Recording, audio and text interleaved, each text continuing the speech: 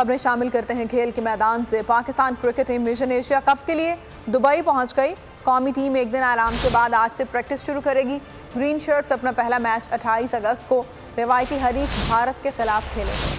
Shaheen Netherlands के बाद नए मार्के के लिए तैयार। एशियाई क्रिकेट के टाइटल की जंग जीतने को बेकरार। पाकिस्तान क्रिकेट टीम ने एशिया कप जीतने पर नजरें जमा ली। कौमी टीम नीदरलैंड से दुबई पहुंच गई। नीदरलैंड्स रवानगी से कबल खिलाड़ियों ने मद्दाहों के साथ तस्वीर बनवाई, ऑटोग्राफ दिए। ग्रीन शर्ट्स एक दिन आराम के बाद बुध से प्रैक्टिस शुरू करेंगे। ICC एकेडमी दुबई में मशकें की जाएंगी। उस्मान कादिर, आसिफ अली, हैदर अली और इफ्तिखार अहमद ने भी स्क्वाड ज्वाइन कर लिया। एशिया कप का आगाज 27 अगस्त से मुत्तहदा अरब अमारात में होगा। पाकिस्तान अपना पहला मैच रिवायती हरीफ भारत के खिलाफ 28 अगस्त को खेलेगा।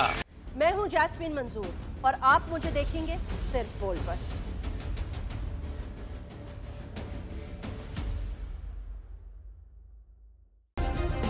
सब्सक्राइब करें और बेल दबाएं ताकि कोई खबर रह न जाए।